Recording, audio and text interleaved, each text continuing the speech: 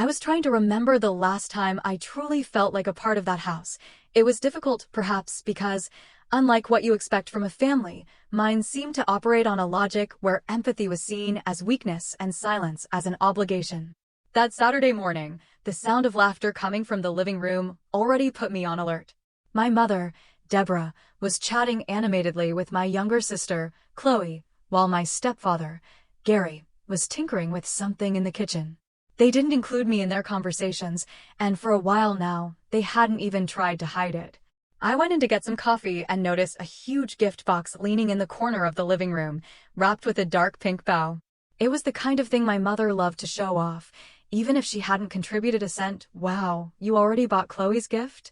I commented, trying to sound neutral. My mother replied, without even looking at me, "Yes, we did, because she deserves it after everything she's been through." "After everything she's been through" was her favorite mantra whenever Chloe did something wrong or created new family drama. She became the victim, and others became sponsors of her redemption. I went up to my room, swallowing my discomfort.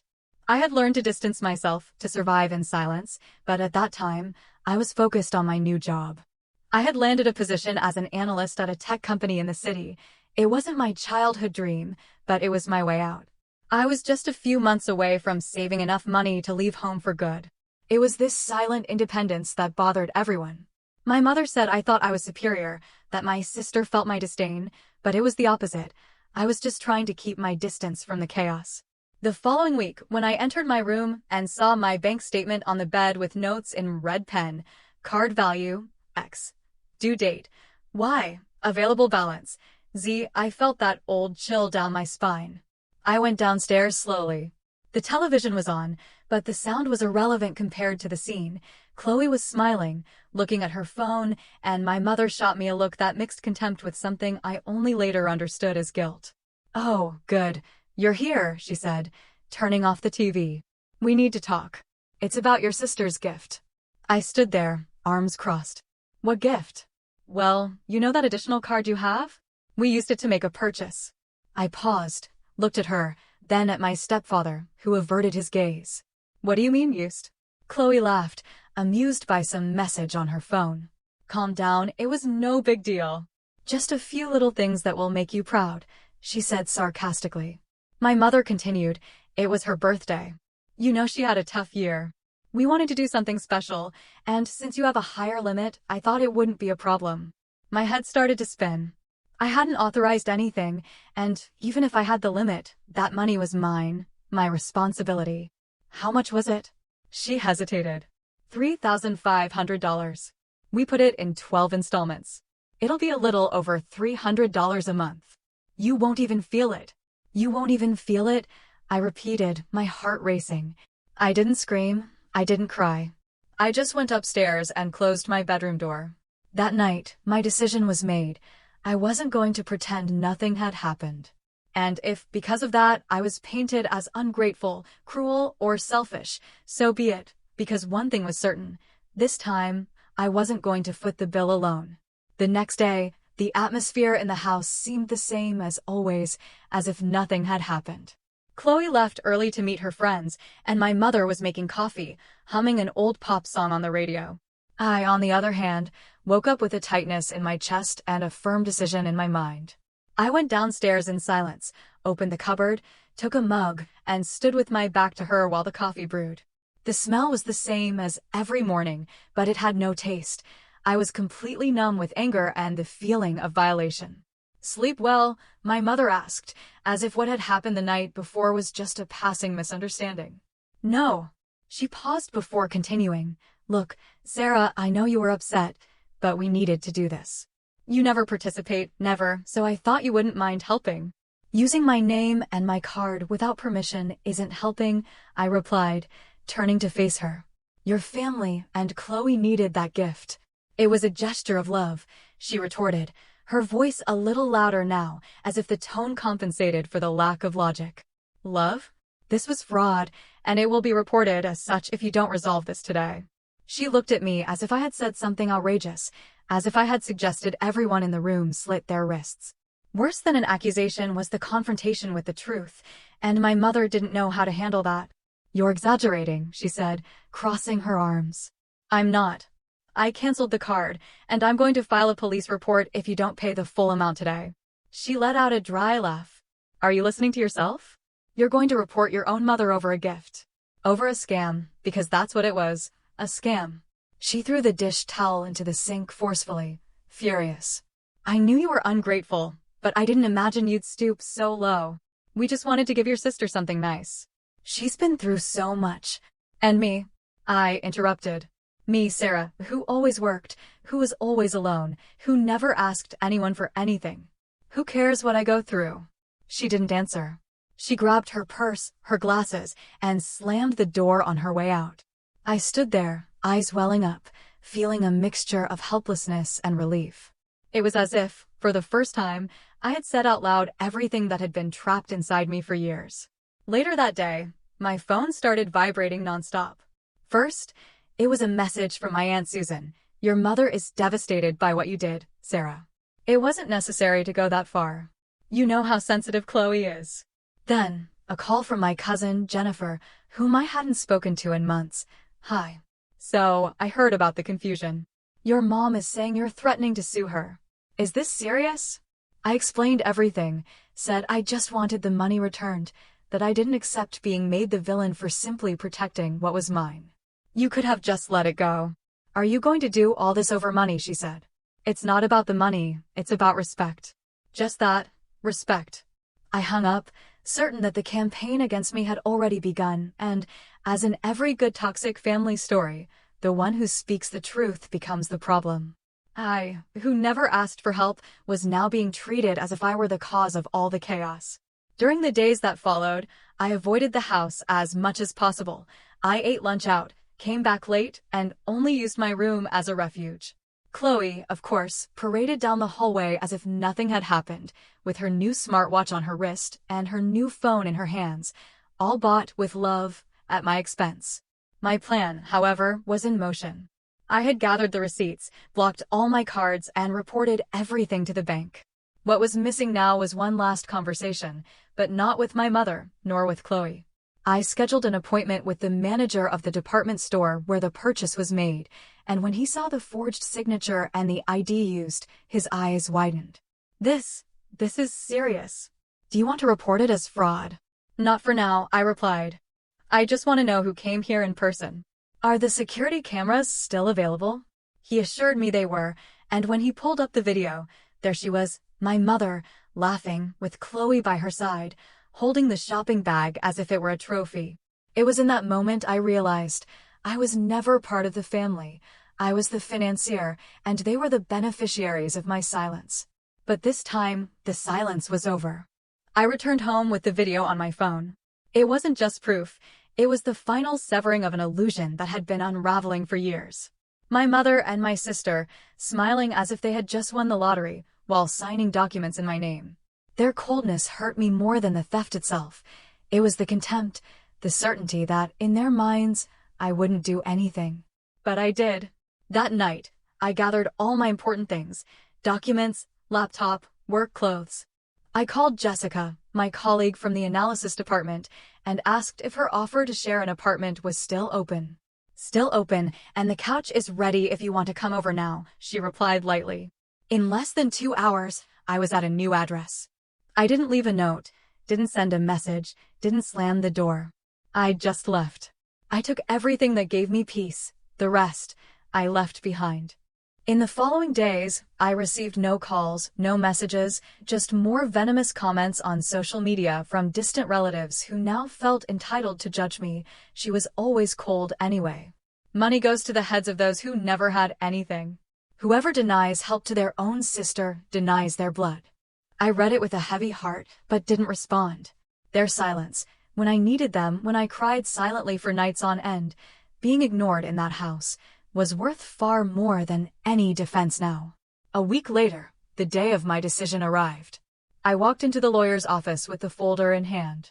He leafed through the documents, watched the video, and simply said, "This isn't just misuse. It's identity fraud, grand larceny, bank document fraud. If you want to, go for it." I thought for a few seconds.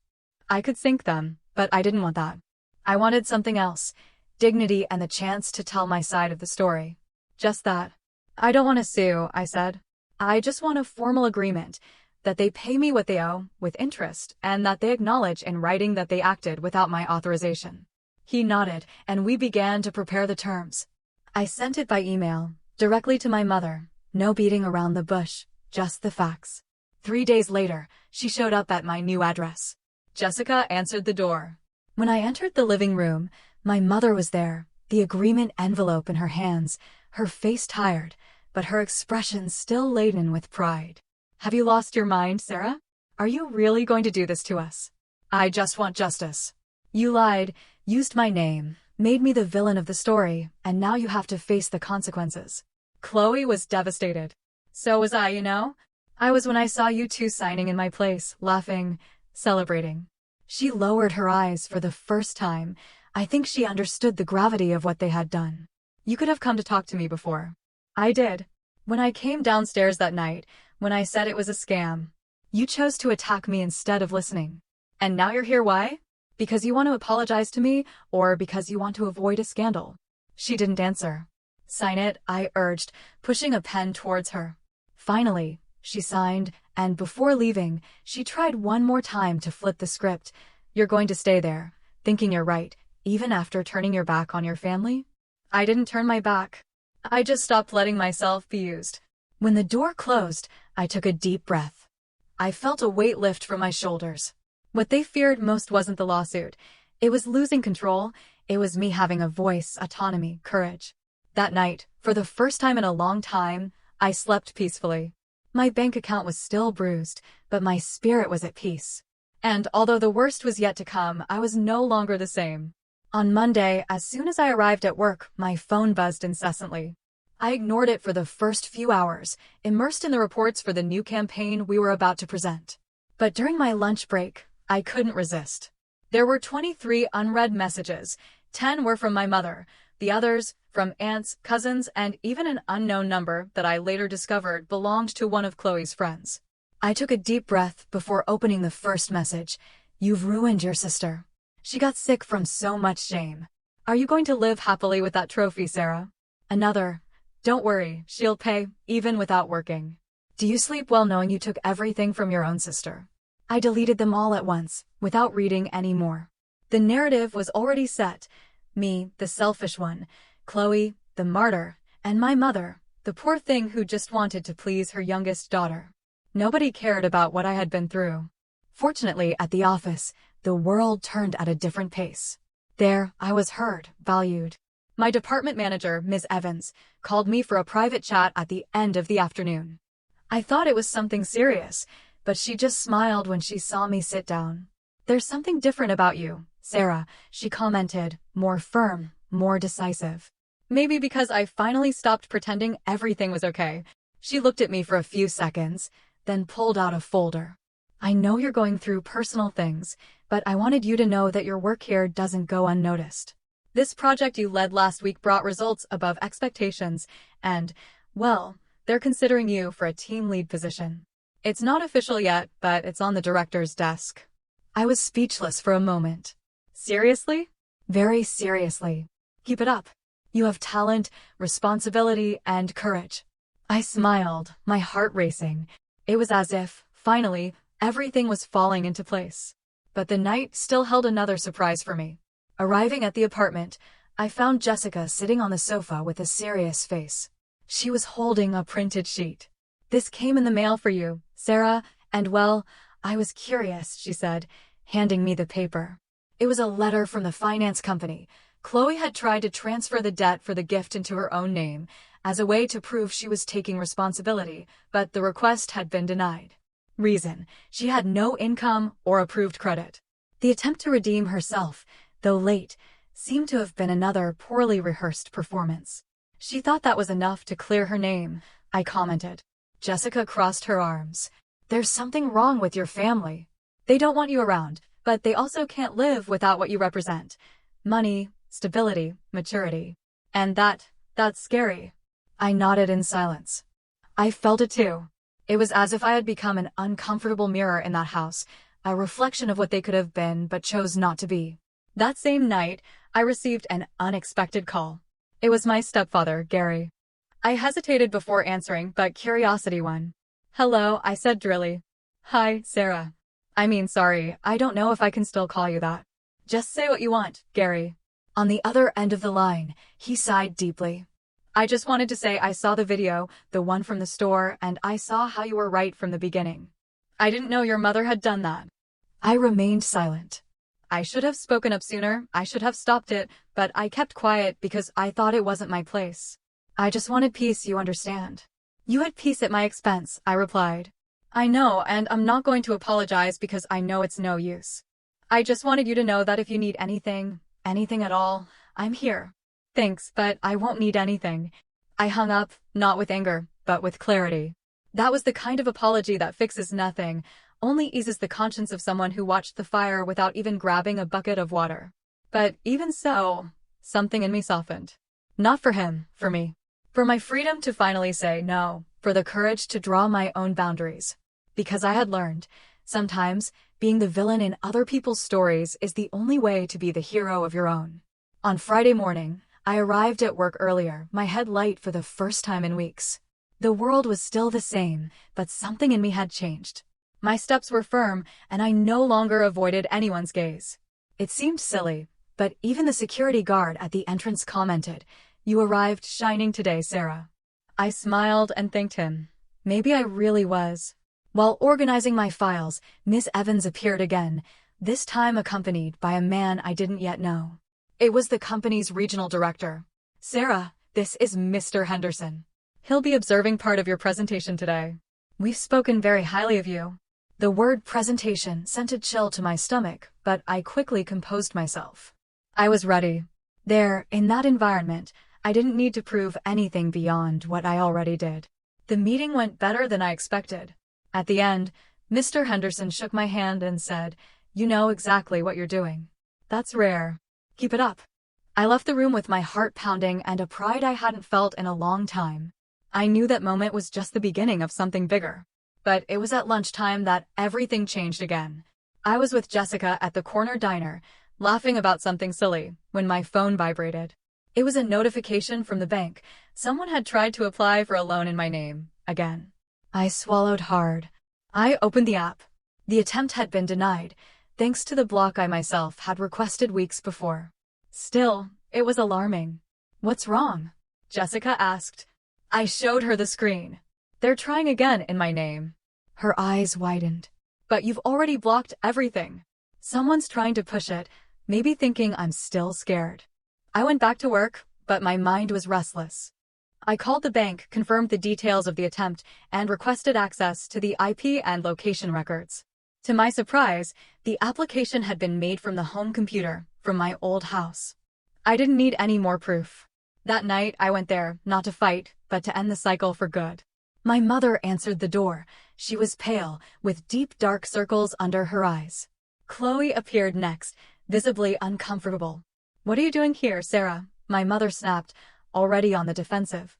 "I came to tell you that someone tried to apply for a loan in my name again, and the location is from here." They looked at each other. Chloe stood motionless, but my mother stepped forward. "What are you implying?" "That it was us." "I'm not implying anything. I just came to say that this is a crime, and that, now, there is a police report. If it happens one more time, you will face legal consequences."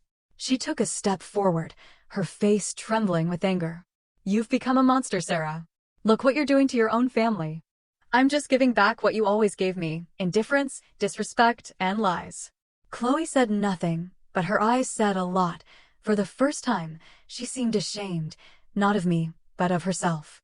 "I just wanted peace," I continued, "but you can't stand to see me out of your control. I always had to walk the line, be the good daughter, the one who gave in, the one who kept quiet. Well, that daughter is dead, and the woman who was born in her place no longer accepts abuse disguised as affection." My mother stared at me in silence, unable to retort. For the first time, she had no arguments, because everything I said was true, and she knew it. "Sarah," Chloe called, hesitantly. I didn't know they had tried again. "I swear. If it wasn't you, great. Then make sure no one uses my name again, because now, unlike before, I won't hesitate. I turned my back and left, with one less burden and a certainty. I no longer needed anyone's approval from that house. My name, my story, my peace, none of it would be for sale anymore. The weekend passed silently, like a truce after the storm. For the first time in a long time, I had no nightmares, no bad dreams, no jolts in the middle of the night. It was as if simply having said everything I needed to had calmed something inside me, even though, all around, everything was in tatters. On Monday, upon arriving at work, I was called for a meeting with HR. It wasn't the kind of meeting I expected right after the director's praise, so I went in apprehensively. But the room was bright, the human resources manager was smiling, and on the table, there was a blue folder with my name on it. "Sarah," she began, "the board has decided to make your promotion official. You'll be taking over as team lead of the analysis unit starting next month." I blinked a few times, swallowed hard. I couldn't respond immediately. "Is everything okay?" she asked gently.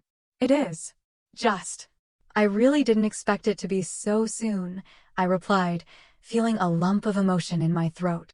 Recognition sometimes takes time, but when it comes, it's because it's undeniable, she said, smiling again. "You deserve it." I signed the documents with my hands still trembling. When I left the room, I allowed myself to celebrate. I called Jessica, who was waiting for me in the company cafeteria with a suspenseful look on her face. "So, promoted," I said, holding back a laugh. "Officially." She clapped, made a mini scene that drew attention, and said, "You're living your big turnaround moment." "Seriously, Sarah, it's your time." I smiled because it really was. But as in any good story, there was still a final chapter unfolding separately, and I would only discover it that night. I arrived home and found a box on the kitchen counter, no return address, just my name handwritten. I opened it cautiously. Inside, an envelope with folded papers and a note. "I don't know if you'll accept this, Sarah, but I'm trying to do the right thing. Thank you for everything, even when I didn't deserve it. Chloe." Inside the envelope were 3 deposit slips, small amounts, $150, $200, $100. And one last sheet, proof of employment at a clothing store downtown. Her name, sales associate position. I stood there for minutes in silence. I didn't cry, I didn't smile. I just felt. It wasn't an apology, it was a simple, but sincere gesture. For the first time, she had done something without expecting applause or immediate forgiveness. She had done it because she understood what responsibility was. I didn't reply to the note that day. I just kept the receipts and left the box there, like a symbol of something that might be rebuilt over time. The next day, I received a call from the bank manager, "Ms. Hayes, just to let you know that all records of attempted fraud in your name have been closed, and the system has identified no new movements." Apparently, the person involved got the message. "Great," I replied calmly. "That's what I needed." I hung up and looked out the window. The city continued its chaotic rhythm, but inside me, everything was in order. I had been betrayed, humiliated, manipulated, but not destroyed. And even though part of my story had been built with pain, I was now the author of the next page, and only those who knew how to respect every line would enter it. Several weeks had passed since Chloe's last note, and, although I hadn't sought her out, I occasionally heard news through third parties, people from the neighborhood, mutual acquaintances, colleagues who knew everything without me ever having told them. They said she was working properly, had cut back on parties, impulsive spending, and had even started a community college course. I didn't let myself get carried away by the words, but I registered everything in silence, because that's what I did now. I observed from a distance, with a shielded heart and feet firmly on the ground. With each new day, I built a routine that was solely mine. I woke up at the right time, had coffee listening to my favorite songs, answered my emails lightly, and took on my work responsibilities with a pleasure I hadn't known existed before. The team trusted me. They affectionately called me boss. I led meetings, finalized reports, suggested improvements. I felt proud of every detail. For the first time, I belonged to a place where I was respected, not for what I gave to others, but for who I was.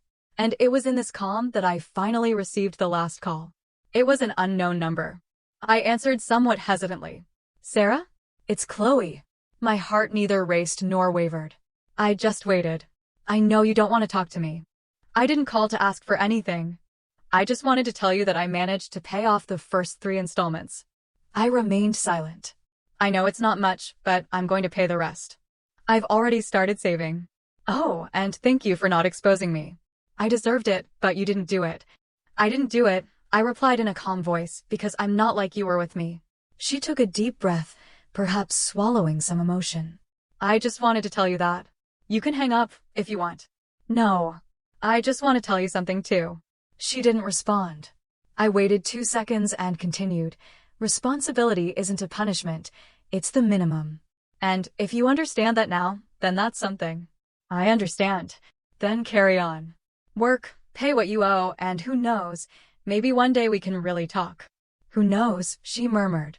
I hung up and, at that moment, I understood that my greatest victory hadn't been getting the money back, nor the recognition at work, nor even the new phase of peace.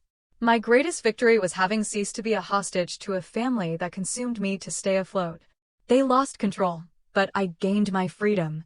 Today, I don't care if they remember me as ungrateful or cold, because I know who I am, I know what I gave up, what I endured in silence, and how much I fought to get here. And if their version of the story paints me as the villain, that's fine. Every story needs one. But this one right here was mine. And, for the first time, I wrote the ending. Yeah,